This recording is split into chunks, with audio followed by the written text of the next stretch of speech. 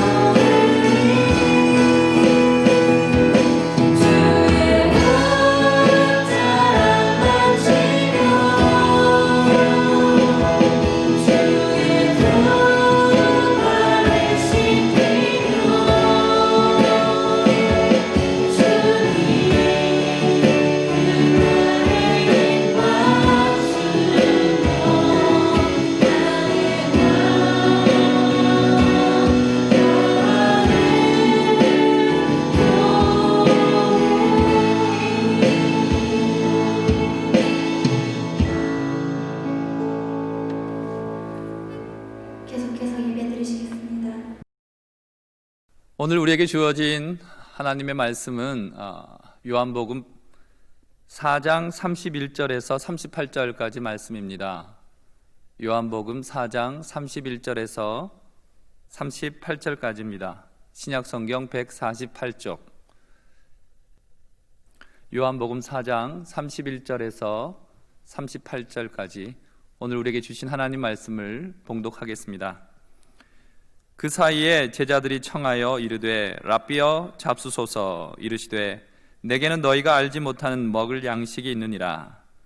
제자들이 서로 말하되 누가 잡수실 것을 갖다 드렸는가 하니 예수께서 이르시되 나의 양식은 나를 보내신 이의 뜻을 행하며 그의 일을 온전히 이루는 이것이니라. 너희는 넉 달이 지나야 추수할 때가 이르겠다 하지 아니하느냐. 그러나 나는 너희에게 이르노니 너희 눈을 들어 밭을 보라. 희어져 추수하게 되었도다. 거두는 자가 이미 삭도 받고 영생에 이르는 열매를 모으나니 이는 뿌리는 자와 거두는 자가 함께 즐거워하게 하려 함이라. 그런즉 한 사람이 심고 다른 사람이 거둔다 하는 말이 옳도다. 내가 너희로 노력하지 아니한 것을 거두러 보내었노니 다른 사람들은 노력하였고 너희는 그들이 노력한 것에 참여하였느니라. 아멘. 청년부 여러분 반갑습니다. 오늘 함께 나눌 주님의 말씀은 인생은 무엇으로 만족하는가 하는 것입니다. 말씀 제목은 인생은 무엇으로 만족하는가, 이 제목으로 하나님 말씀 전하도록 하겠습니다.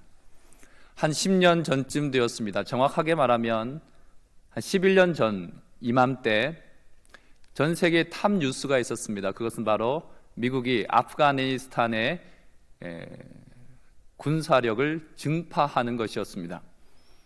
계속해서 아프간 탈레반과 그리고 또 미군 간의 교전 상태였던 그때에 미군 병력이 더 증파되는 것은 더 전투가 확전되는 것을 의미하는 것이었습니다. 그래서 수많은 외신들이 이 사실을 앞다투어 보도를 했습니다.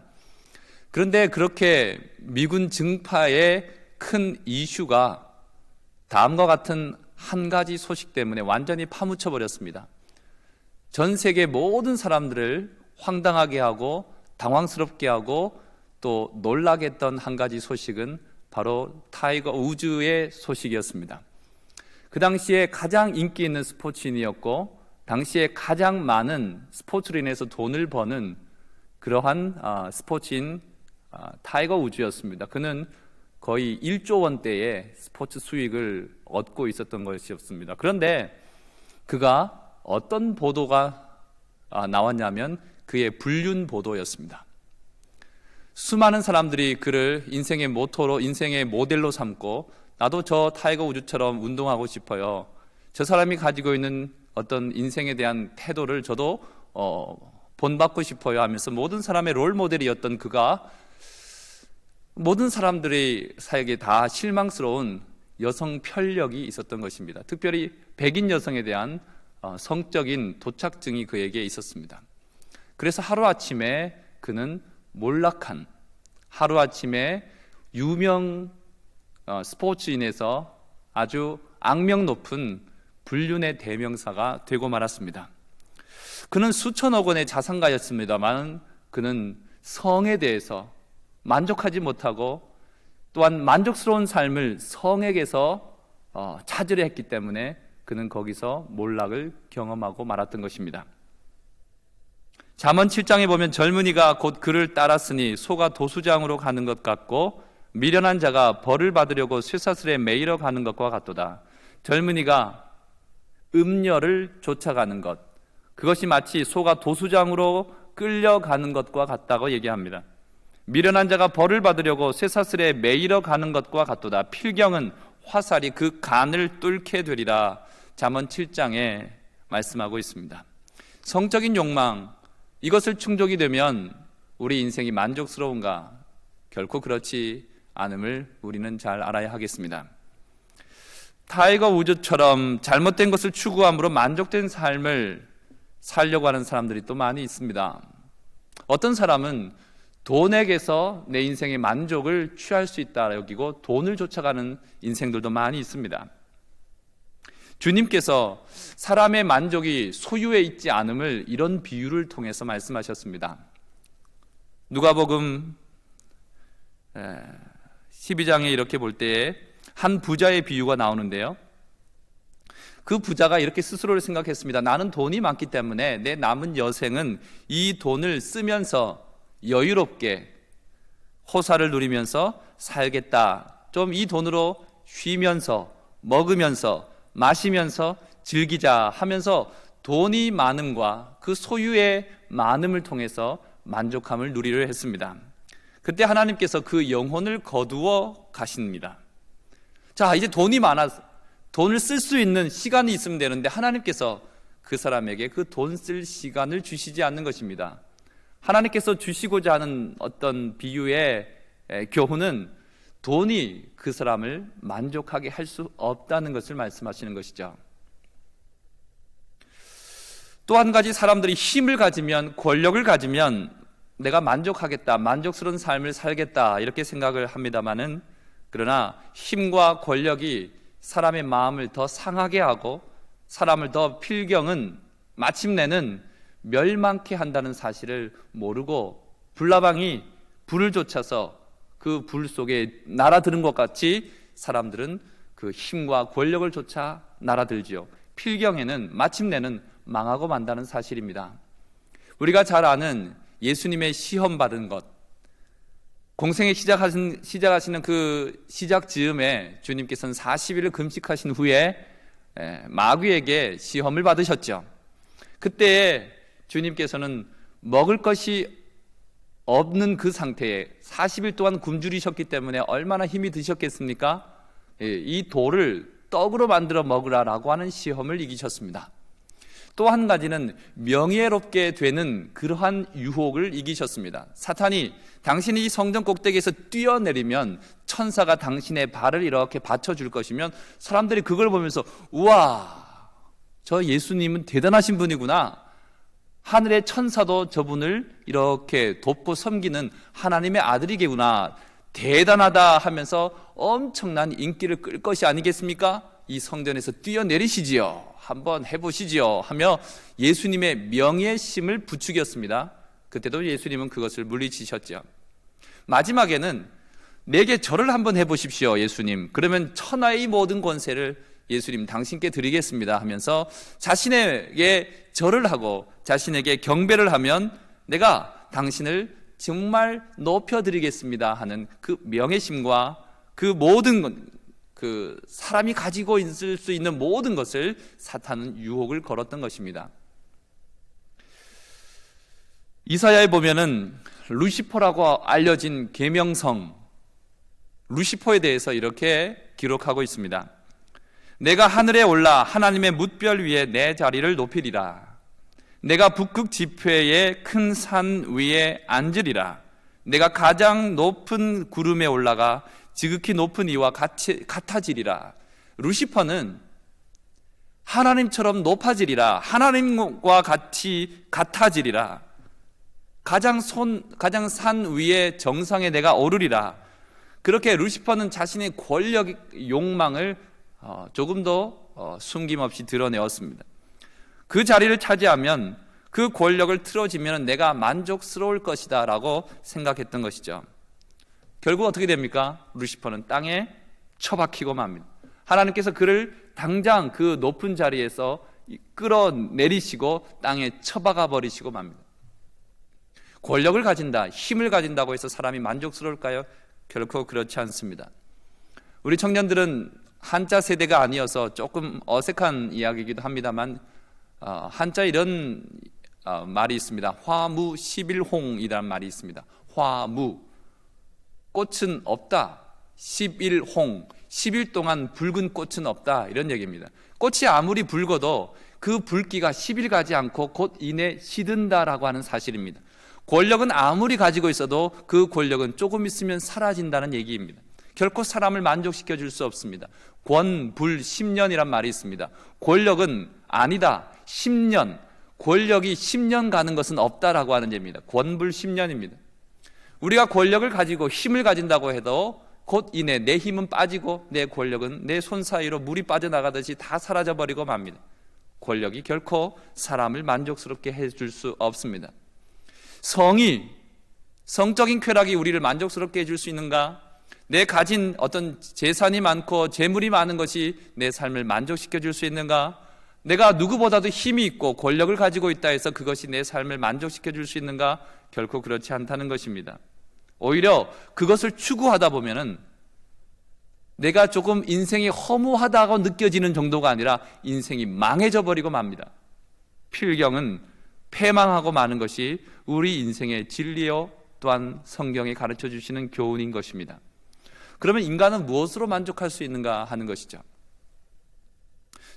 주님께서는 양식을 말씀하시기를 말씀이다라고 했었습니다. 다시 말해서 주님은 내 양식은 말씀이다. 말씀을 먹을 때 말씀이 곧 나의 양식이다라고 오늘 본문은 말씀하고 있죠. 여러분, 먹거리를 먹는다라고 한번 생각해 보십시다. 내가 뭘 먹어요. 배고픈 상태에서 아주 맛난 음식을 먹어요. 그러면 먹을 때 우리의 감정이나 우리의 기분이 어떻게 됩니까? 배고플 때 맛있는 것을 먹어요. 아주 답답했을 때에 아주 맛난 상큼한 것을 먹어요. 아주 뭐가 좀 힘이 들었는데 아주 달콤한 것을 먹어요. 그때 우리의 느끼는 느낌이랄까 감정은 아주 기쁘죠. 참 좋죠. 양식이라고 하는 것은 우리의 기분을, 우리의 감정을 아주 기쁘게 하는 것입니다.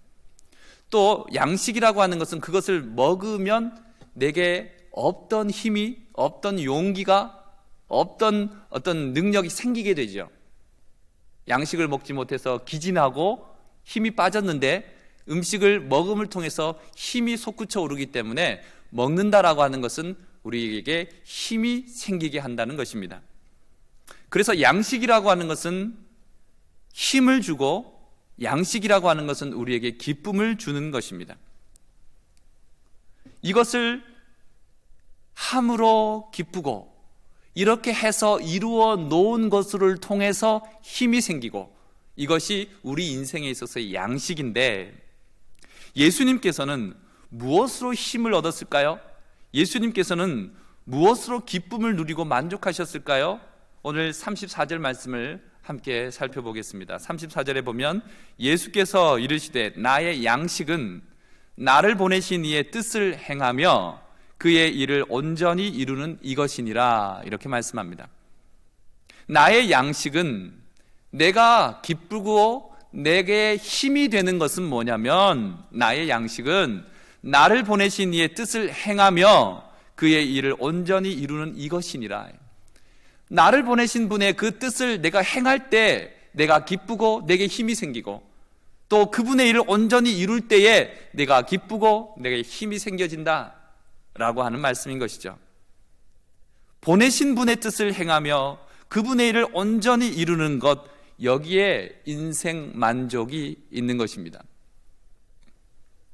이 일을 할 때도 기쁘고 이 일을 해놓고 나서 보니 야, 참 내가 의미 있는 일을 했다, 참 좋은 일을 했구나 하면서 인생에 힘도 생기는 것입니다.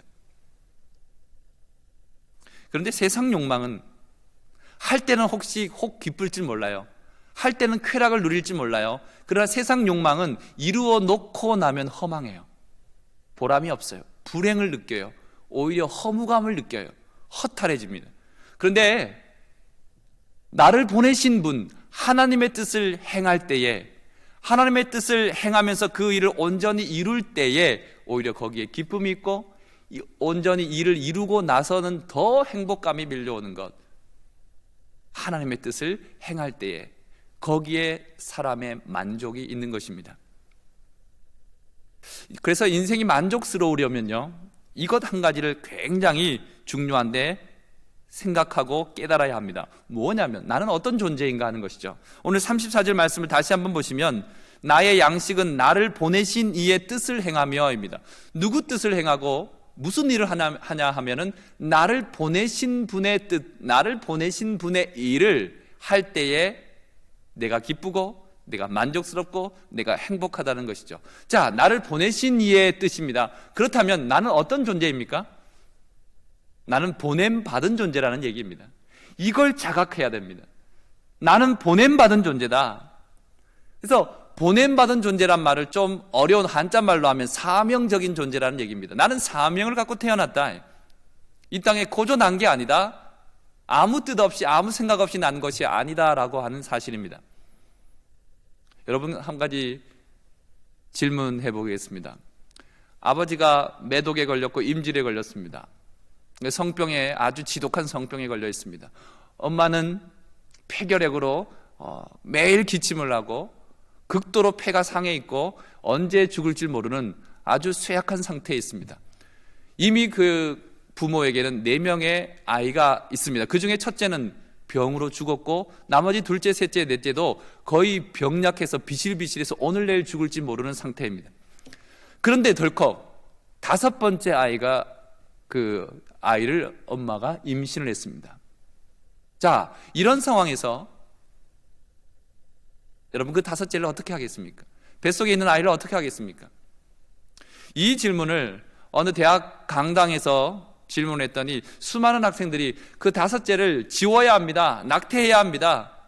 불보듯 뻔한데 그 아이도 태어나서 약하게 살 것이 불보듯 뻔하고 태어나자마자 죽을지도 모르는 그 아이를 왜 낳습니까? 그렇게 많은 사람들이 낙태하자, 끊어야 됩니다, 지워야 됩니다, 그렇게 얘기할 때에 그 질문을 한 교수가 이렇게 답을 했습니다. 여러분들은 지금 베토벤을 죽였습니다 라고 얘기했습니다. 왜냐하면 그 부모 밑에 5째로 태어난 이가 바로 우리가 잘 아는 베토벤이었기 때문입니다. 우리는 확신해야 됩니다. 어떤 인생도 아무렇게나 태어나지 않는다는 사실입니다. 실수로 태어나지 않는다는 얘기입니다. 사람은 계획 없이 아기를 가질 수 있고 혹 실수로 아기를 가질 수도 있습니다. 그러나 하나님께는 어떤 실수도 어떤 무계획도 없는 것입니다. 하나님이 계획 안에서 그 사람을 잉태케 하였고 그 사람을 이 땅에 보내고 계시는 것입니다. 모두가 목적이 있고 모두가 하나님의 계획이 있고 모두가 하나님의 사명이 있습니다. 이 사실을 아는 것에서 인생은 만족의 단계로 나아갈 수 있는 가능성이 열립니다. 내가 사명을 가지고 있는 존재다, 이것을 발견할 때에, 이것을 자각할 때에 정말 내 인생의 행복의 문으로 들어설 수 있는 기회가 열린다는 사실입니다. 내 삶이 왜 긍정이 안 되고, 내 삶이 왜 허무하고, 내 삶이 왜 용기가 생기지 아니하고 힘이 생기지 않냐면 내가 사명이 있는 존재라는 사실이 믿겨지지 않고 생각도 없고, 그저 나는 왜 태어났는지, 왜 내가 이 세상에서 살아야 되는지, 이 사실에 내가 매몰되어 있고 빠져 있으면은 내 삶은 정말 구렁텅이로 계속해서 꺼져 갈 수밖에 없는 것이 사실입니다. 그런데 우리가 이 사명적 존재를, 사명적인 존재임을 자각하는 것이 아주 중요한데, 그렇다고 이 사명적 존재임을 자각한다고 하는 이것이 다는 아닙니다. 그 다음에 필요한 것은 이 사명을 위해 살아가야 한다는 것입니다. 사명을 자각하고 나서 그 사명을 이루기 위해서 살아야 한다는 것이죠. 그러니 행해야 합니다. 행동해야 합니다. 그저 안다고 되는 것이 아니고, 안다고 삶이 긍정되는 것이 아니고, 안다고 내가 정말 잘 살고 행복하게 살고 기쁘게 즐겁게 살 수 있는 건 아니라는 얘기입니다. 아는 것에서, 아는 그 사실을 행하며 살아가야 한다는 것입니다. 예수님께서 마태복음 21장에 두 아들의 비유를, 포도원 비유를 말씀하신 적이 있습니다. 그 포도원 지기가 아들 둘을 부릅니다. 얘들아, 포도원에 가서 일 좀 해라. 그랬더니 첫째가 이렇게 아버지께 대답을 합니다. 예, 가겠습니다 하고는 안 가고 다른 데로 내뺐습니다. 둘째는 싫어요, 내가 왜 가요 하고 싫어요 하다가 나중에 뉘우치고 그 포도원 가서 일했습니다. 자, 보십시오. 첫째는 내가 포도원 가서 일해야 된다는 사실을 압니다. 둘째도 압니다. 근데 알고도 행하지 않습니다. 나는 가서 일해야 된다는 사실을 알고도 행함이 없습니다. 그의 삶엔 만족이 없다는 것입니다.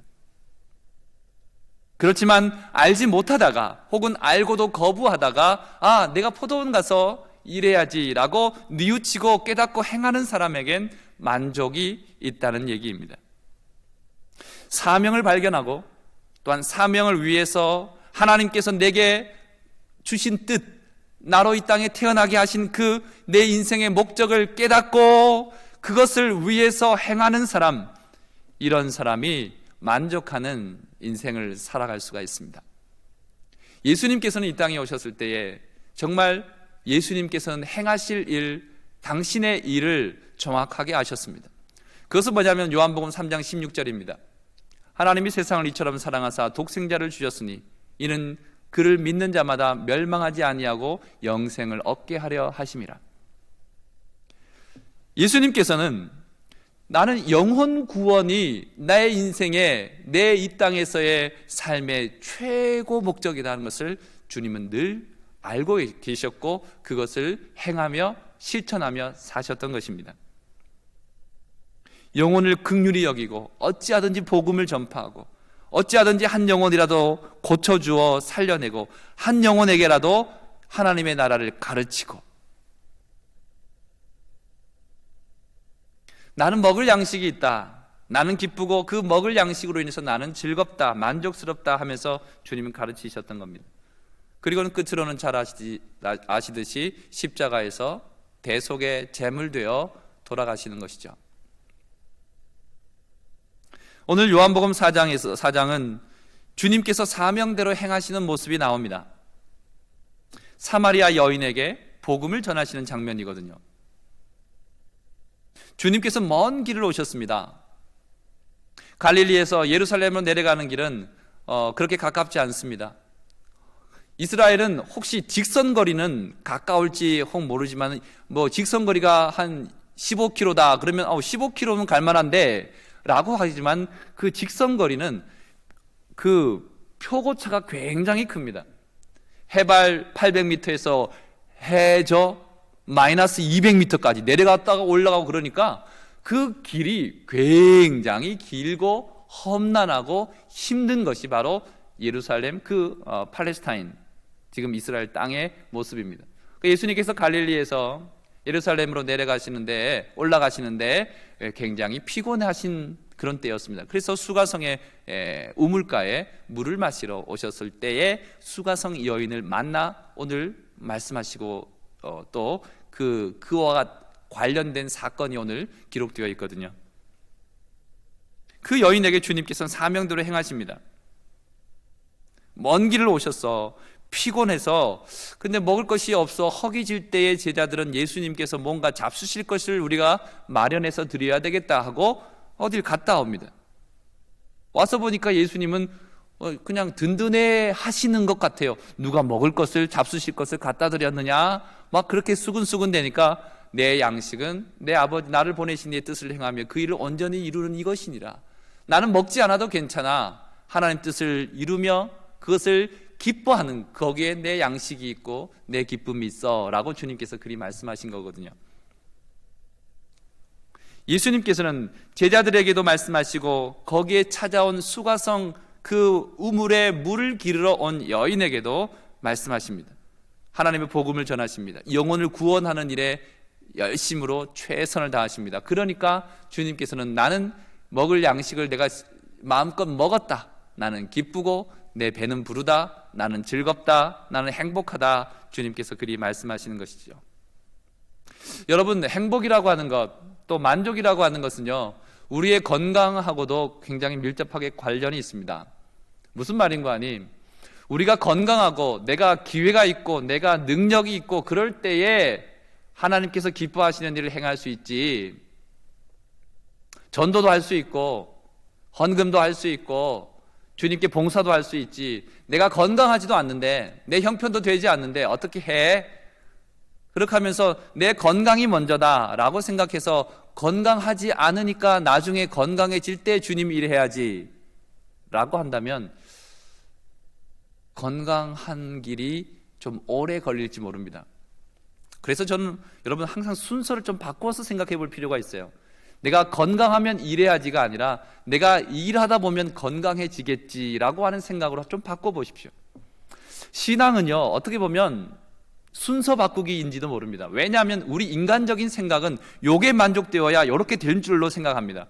그런데 신앙은 이렇게 되려면 요게 만족되지 않아도 이렇게 될 줄로 믿을 때에 거기서 일어나는 기적과 거기서 일어나는 놀라운 사건이 바로 신앙적인 사건이거든요.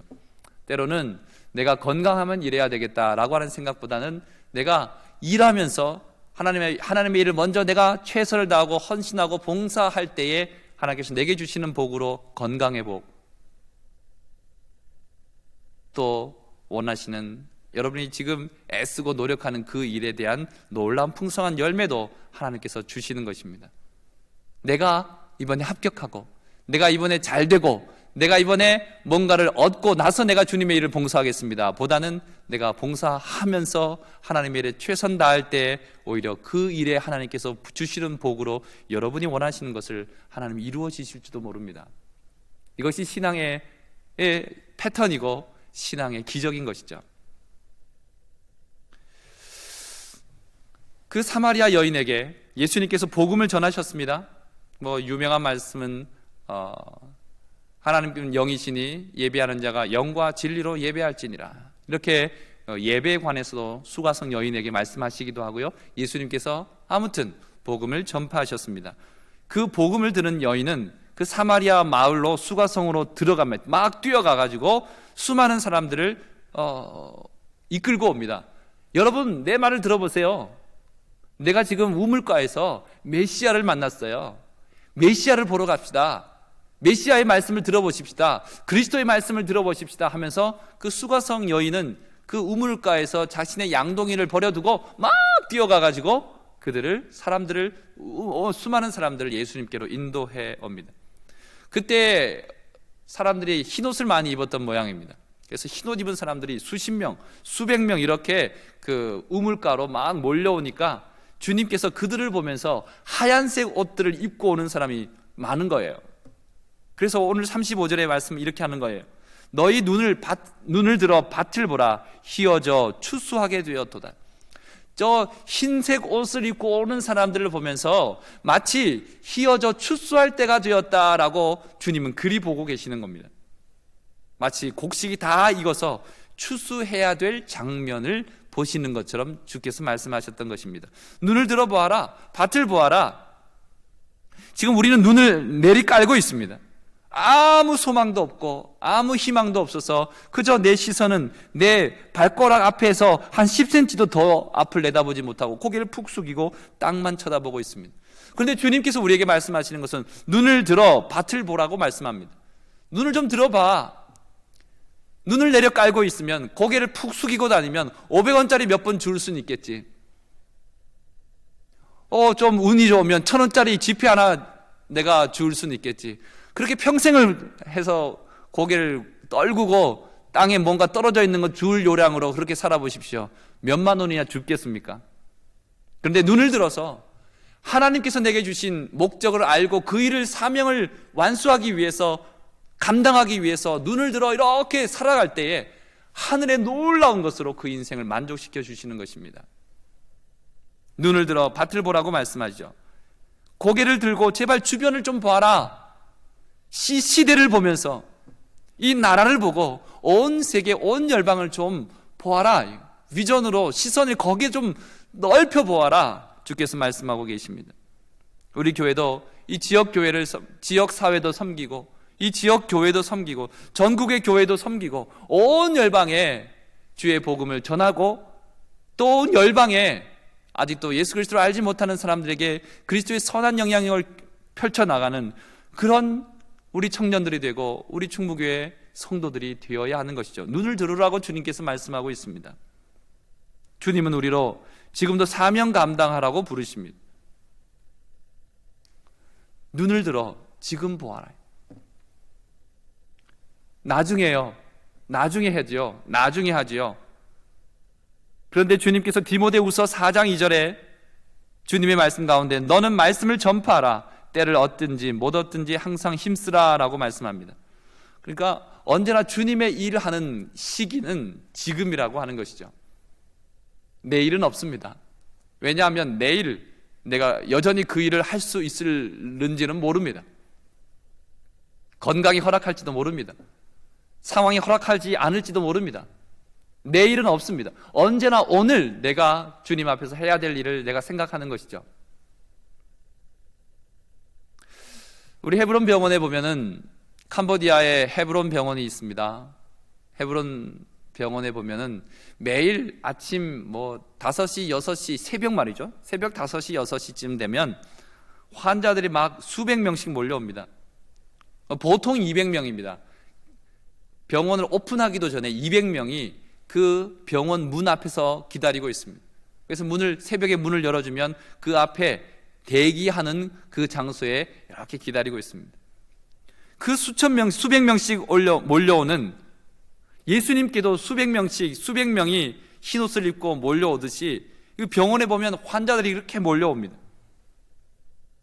지금도 보면 많이 몰려옵니다. 요즘에는 이제 캄보디아에도 이 코로나 사태로 인해서 지금은 좀 뜸합니다만은 그 코로나 이전에는 엄청나게 수많은 사람들이 이 병원으로 오는 것이죠.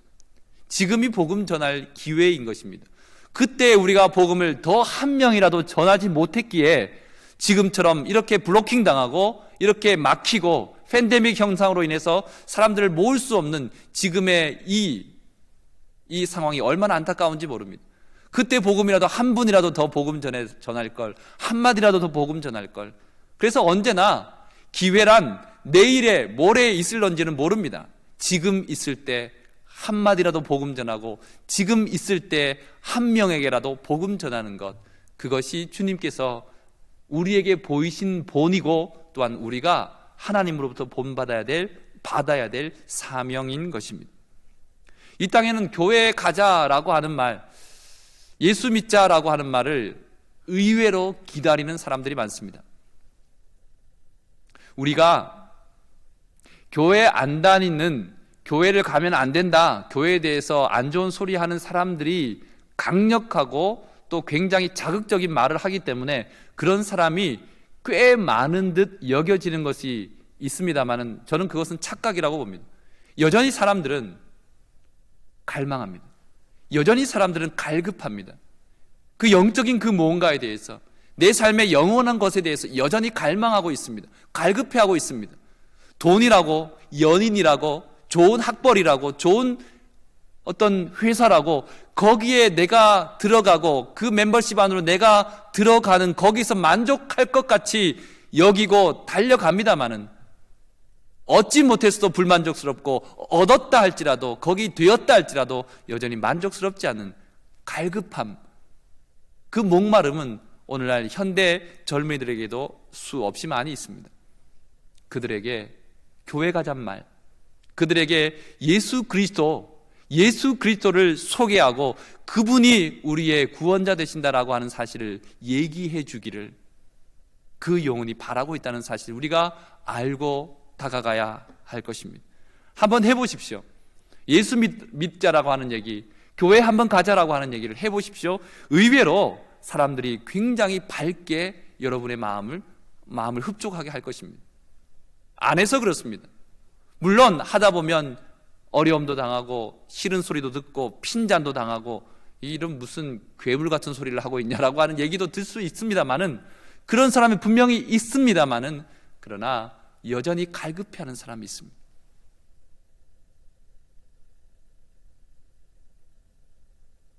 우리나라에도 예수 안 믿는 사람이 얼마나 많은지 아시죠?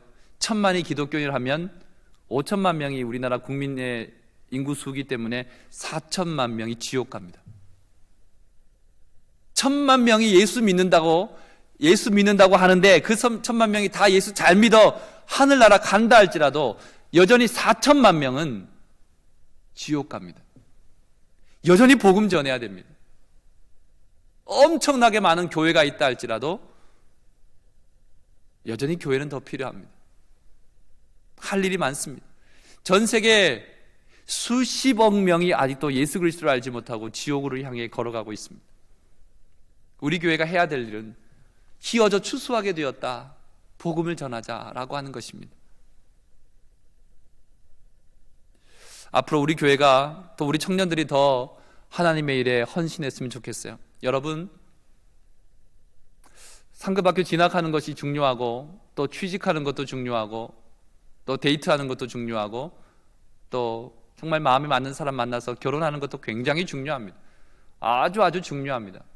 그런데 우리가 거기에 너무 매몰되어 있지는 않는지, 잘 되지도 않는 그 일에 매몰되어 있고, 잘 되지도 않는 그 일로 인해서 정말 해야 될 일에 우리가 전혀 손 놓고 있는 건 아니지.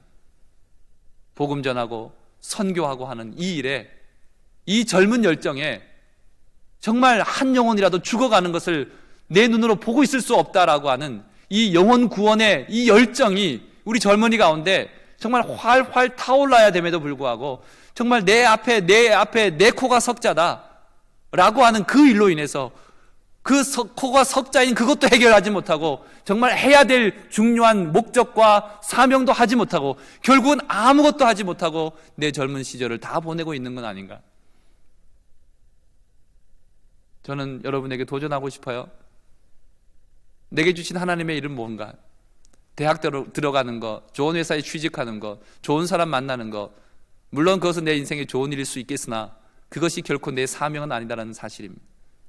하나님께서 내게 주신 사명이 뭔지를 우리가 주님 앞에 기도하면서 무릎 꿇고 하나님의 그 음성을 들어야 하겠습니다. 하나님의 뜻을 발견해야 되겠습니다.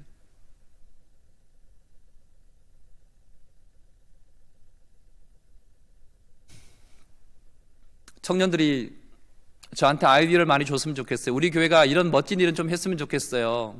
이게 교회가 아닐까요? 이런 일을 하고 이런 모습이 우리 정말 아름다운 교회의 모습은 아닐까요? 하면서 지나가든 아니면 저한테 메일을 보내주든 우리 젊은이들이 저한테 이랬으면 좋겠어요, 목사님.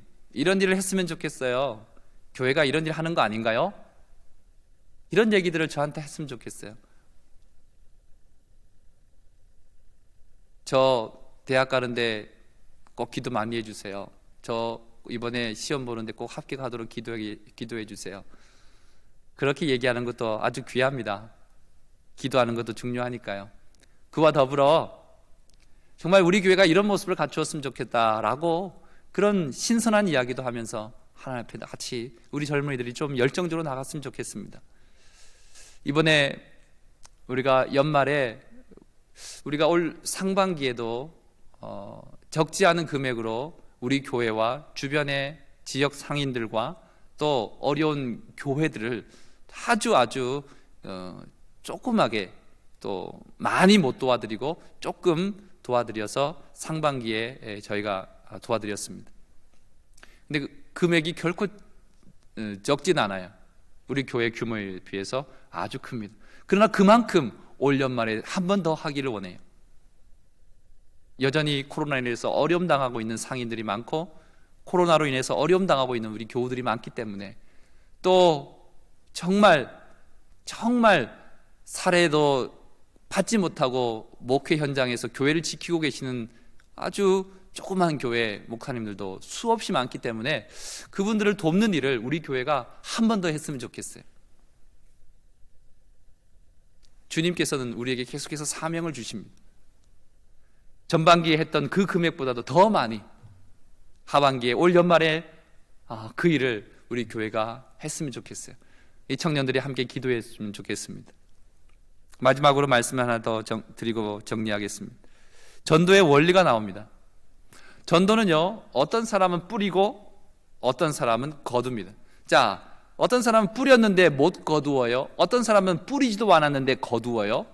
그런데 바람직한 전도자는 뿌렸는데 못 거두어도 즐겁고 안 뿌렸는데 거두어도 기쁘고, 이것이 바람직한 전도자의 마음입니다. 그래서 주님께서는 이렇게 말씀합니다. 뿌린 자도 상을 받고 거둔 자도 상을 받습니다.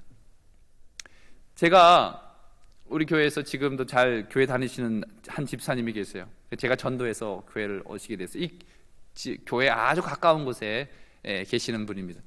지나가면서 교회 좀 나오세요 이렇게 얘기를 했는데 그 얘기를 듣고 교회를 나오시게 됐어요. 그분이 이런 얘기를 합니다.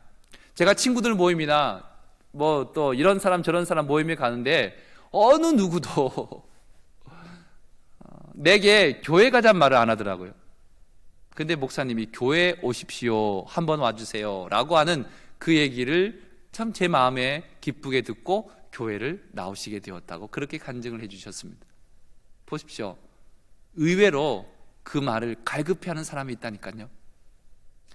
보십시오, 근데 저는 한마디 했는데 교회로 왔어요.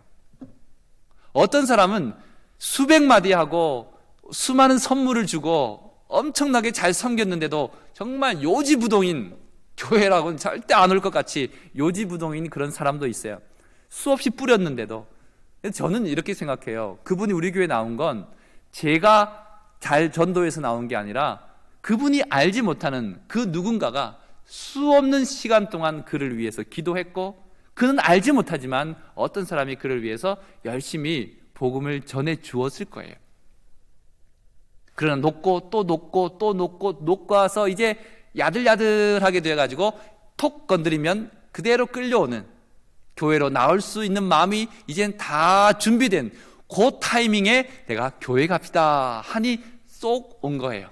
제가 잘한 게 아니에요. 그래서 하나님께서 보시기에는 뿌린 자에게도 상을 주시고 그렇게 마지막에 거두는 자에게도 상을 주시고 그렇게 하신다는 거예요. 이 전도의 원리입니다. 그래서 내가 열심히 복음을 전했는데 열매도 없어, 상심하거나 또 낙심하거나 꼭 그럴 필요는 없어요. 하늘나라에 가면 그 사람이 천국에 와 있는 거예요. 와 있는 거예요. 내가 그렇게 복음 전했는데 요지부동인 사람이 어떤 다른 사람의 한마디에 딱 픽업이 되어가지고 교회를 와서 신앙생활 잘하다가 하늘나라에서 만나면 얼마나 기쁘고 감사한 일이겠습니까? 하나님께서 그래서 뿌린 자도 상 주시고 거둔 자도 상 주신다는 말씀을 오늘 본문이 하고 있는 것입니다. 그래서 주님은 뿌리고 또 뿌려라, 복음을 전하고 또 전해라, 교회 가자는 말을 한마디 하고 또 얘기해라, 전도와 봉사와 구제를 위해서 또 하고 또 해라 라고 말씀합니다. 나를 사랑하고 내 계명을 지키는 자에게는 천대까지 은혜를 베푸느니라. 천대까지 은혜를 베푸느니라. 열심히 뿌리는 자에게 그 대에서 그 사람은 혹시 거두지 못할지라도 그 다음 대에서 그의 아들과 그의 손주 대에서 하나님의 놀라운 축복이 임하게 된다는 사실, 천대까지 은혜를 베푸느니라 말씀하고 있습니다. 시편 37편에 그는 종일토록 은혜를 베풀고 꾸어주니 나는 열심히 뿌리니 그의 자손이 복을 받는도다 말씀합니다. 하나님 결코 여러분이 뿌리는 그 전도와 뿌리는 눈물과 뿌리는 수고와 헌신을 결코 땅에 쏟아버리지 않습니다.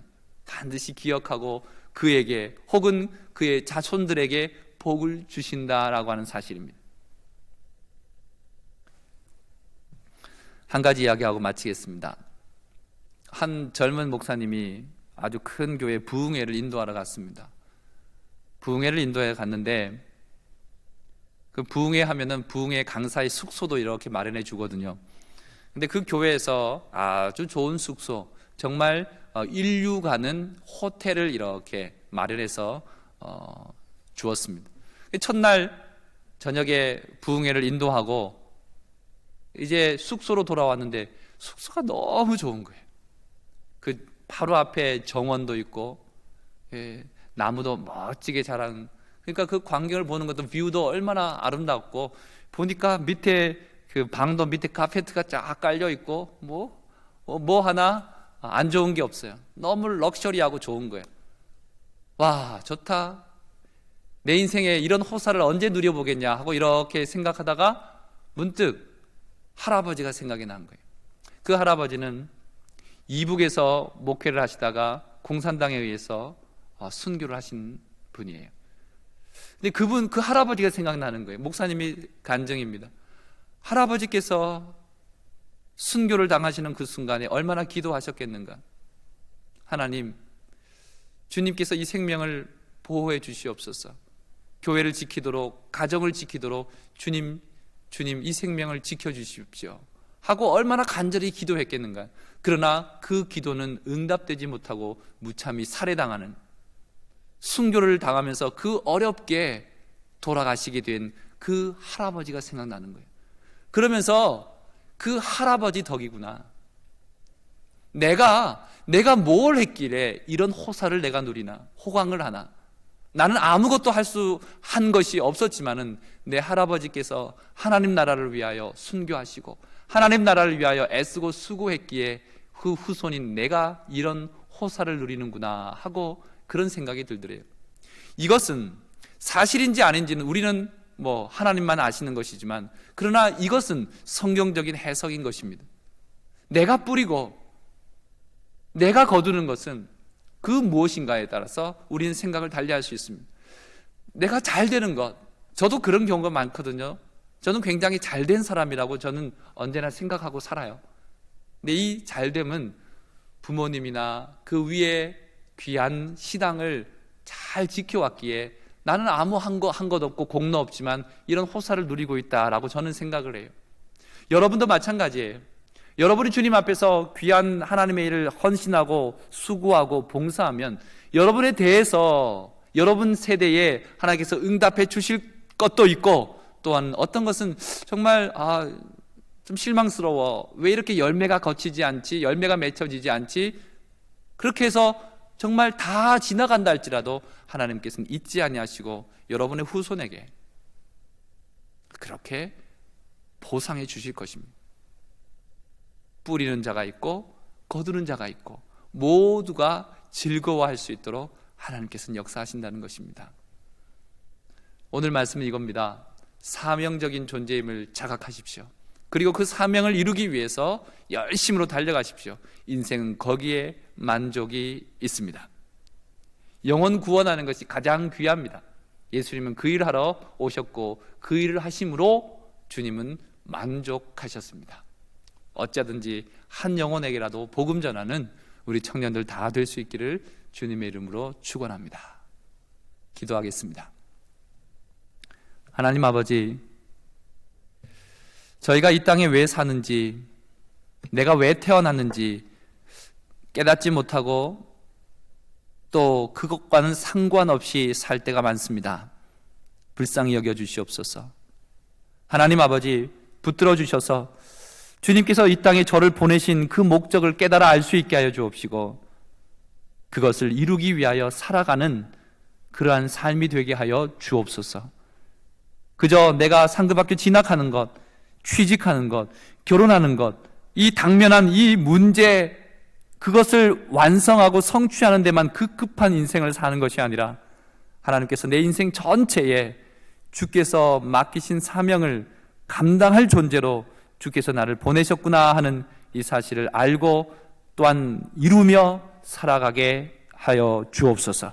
오늘도 하나님 앞에 엎드린 고개 숙인 주님의 귀한 종들, 청년들에게 놀라운 은혜를 베풀어 주시고 또 뿌리고 또 뿌려 눈물이 날지라도 이 척박한 현실에서도 기도에 또한 눈물을, 또한 열심과 헌신의 땀방울을 뿌릴 수 있는 우리 모든 청년이 다 될 수 있도록 축복하여 주시옵소서.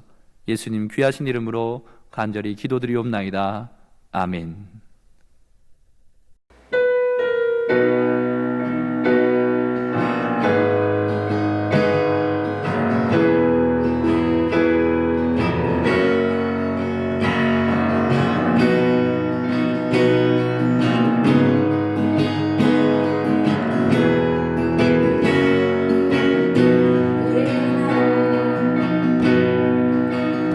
우리 하나로 부르셨네.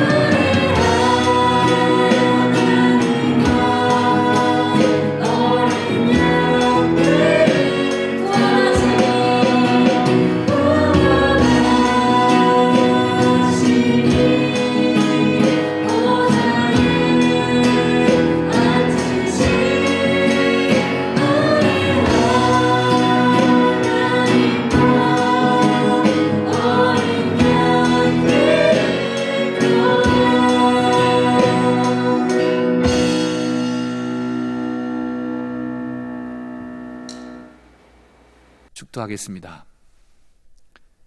이제는 우리 구주 예수 그리스도의 은혜와 하나님 아버지 크고 놀라우신 사랑하심과 성령님의 감동 교통 충만하심이 참으로 하나님께서 보내신 존재임을 알고 주님의 일을 이루어 드림으로 내 인생에 참 만족을 누리며 살아가기로 다짐하며 그런 소망을 가지고 예배를 나서는 주의 사랑하는 모든 청년 위에 또한 우리 충무교회 가운데 한국교회 위에 이제와 영원토록 함께 계시옵기를 간절히 축원하옵나이다. 아멘. 안녕하세요, 여러분. 한 주간 잘 보내셨나요? 온라인 예배에 오신 여러분들을 축복하며 네. 이게 두 번째라서 조금 어색하죠? 저도 어색해요. 자, 드릴 광고는 앞으로 저희 임원들이나 다른 분들의 공지가 없는 이상 온라인 예배로 계속 될 것 같아요. 온라인 예배 많이 참여해 주시고요. 두 번째 광고는 119 기도인데 다들 하고 계신지 네, 오전 9시, 오후 9시 이렇게 코로나19 종식을 위해 기도하는 저희 청년부 모두가 되었으면 좋겠습니다. 감사합니다. 다음 주에도 만나요. 예.